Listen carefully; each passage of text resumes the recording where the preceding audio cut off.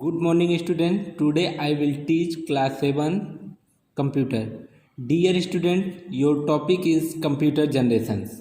Computer generations जिस तरह से हमारे पेरेंट्स, उनके भी पेरेंट्स और उनके भी parents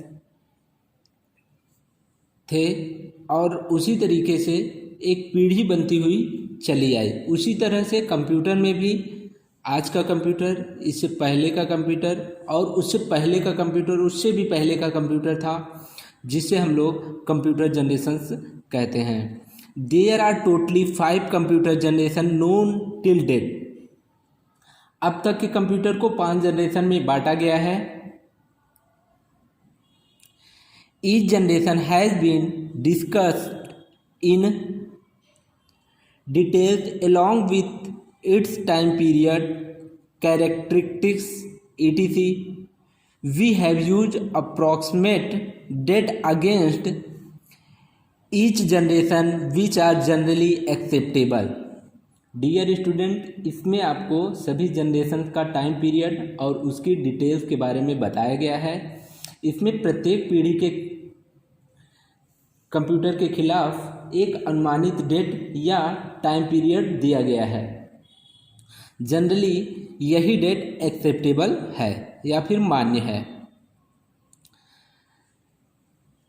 generation and description. First generation. The period of first generation 1946 to 1959 vacuum tube based. First पीढ़ी का जो कंप्यूटर था वो 1946 से 1959 तक चला और यह वैक्यूम ट्यूब पर आधारित कंप्यूटर था। Second generation. The period of second generation 1959 to 1965। Second पीढ़ी का जो कंप्यूटर था वो 1959 से लेके 1965 तक चला। ट्रांजिस्टर बेस्ड, यह ट्रांजिस्टर पर आधारित कंप्यूटर था। Third generation. The period of third generation 1965 to 1971 integrated circuit based, IC based. Third पीढ़ी के कंप्यूटर 1965 से 1971 तक चला और यह आईसी बेस्ड था, इंटीग्रेटेड सर्किट बेस्ड था। Fourth generation. The period of fourth generation 1971 to 1980। Fourth पीढ़ी के जो कंप्यूटर थे वह 1971 से 1980 तक चले। वीएलएसआई माइक्रो प्रोसेसर बेस्ड, यह वीएलएसआई माइक्रो प्रोसेसर पर आधारित कंप्यूटर था। वीएलएसआई मतलब very large scale integration circuit. Fifth generation. The period of fifth generation 1980 onwards ULSI micro processor based. जो फिफ्थ पीढ़ी के कंप्यूटर थे वह 1980 से अब तक यूज किए जा रहे हैं। ये computer ultra large scale integration micro processor पर आधारित है। अल्ट्रा लार्ज स्केल इंटीग्रेशन, यह एक आईसी होता है। तो ये हैं हमारे 5 जनरेशन्स। अब हम इसकी डिटेल्स पढ़ेंगे।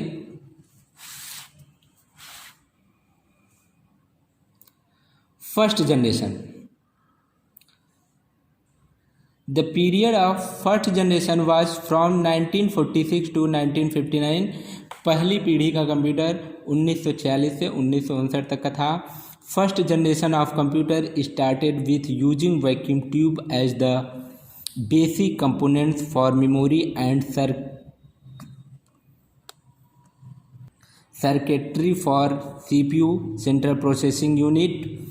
These tubes, like electric bulbs, produced a lot of heat and were prone to frequent fusing of installations and therefore were very expensive and could only be afforded by very large organisation. Dear students, इस पीढ़ी के computer में vacuum tube का प्रयोग किया गया था memory और सीपीयू की जगह पे। यह वैक्यूम ट्यूब बल्ब की तरीके से दिखता था और बहुत ज़्यादा हीट प्रोड्यूस करता था, बहुत ज़्यादा गर्मी प्रोड्यूस करता था।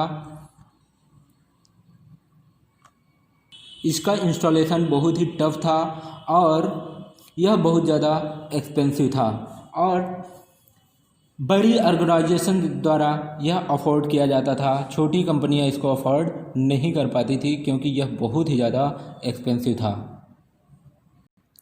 In this generation mainly batch processing operating system were used.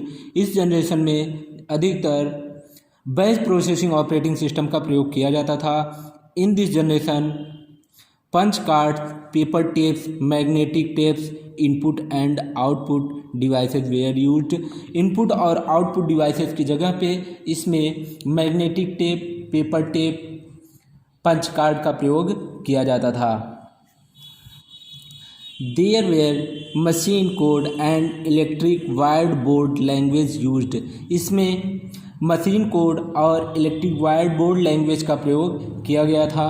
The main features of first generation were. इसमें फर्स्ट जनरेशन के कंप्यूटर के फीचर्स के बारे में बताया गया है। वैक्यूम ट्यूब टेक्नोलॉजी, यह वैक्यूम ट्यूब टेक्नोलॉजी पे वर्क करता था।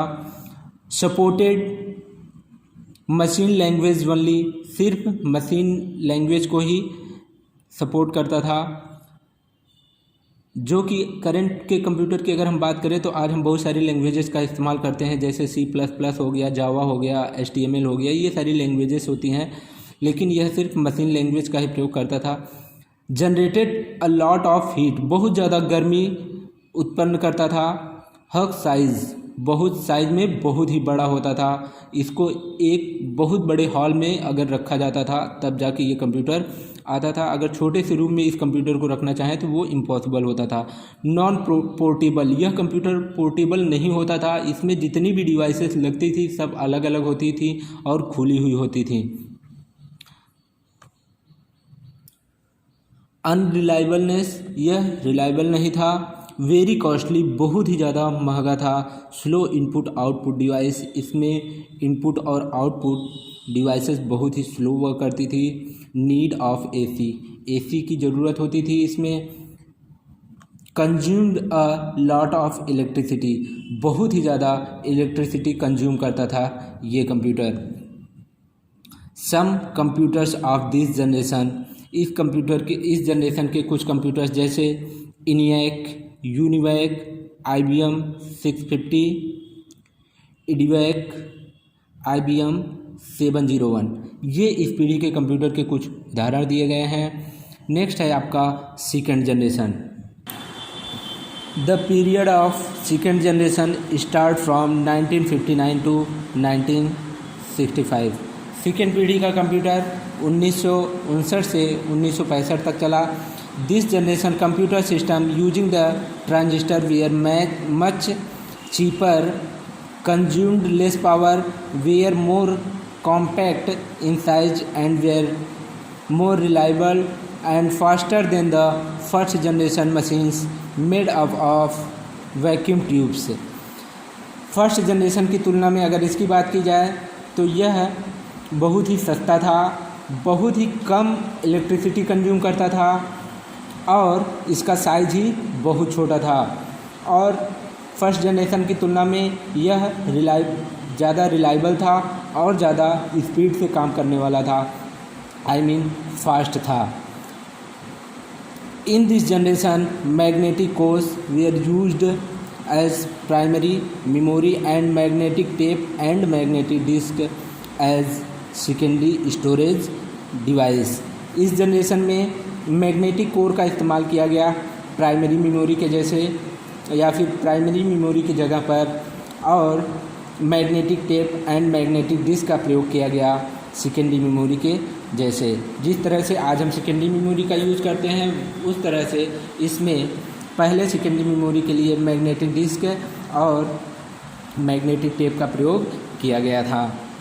In this generation, assembly language and high level programming language like Fortran, COBOL were used. इस जनरेशन में असेंबली लैंग्वेज और हाई लेवल प्रोग्रामिंग लैंग्वेज का प्रयोग किया गया, जैसे फोर्टॉन और COBOL. There were batch processing and multi programming operating system use. इसमें बैच प्रोसेसिंग और मल्टी प्रोग्रामिंग ऑपरेटिंग सिस्टम का प्रयोग किया गया।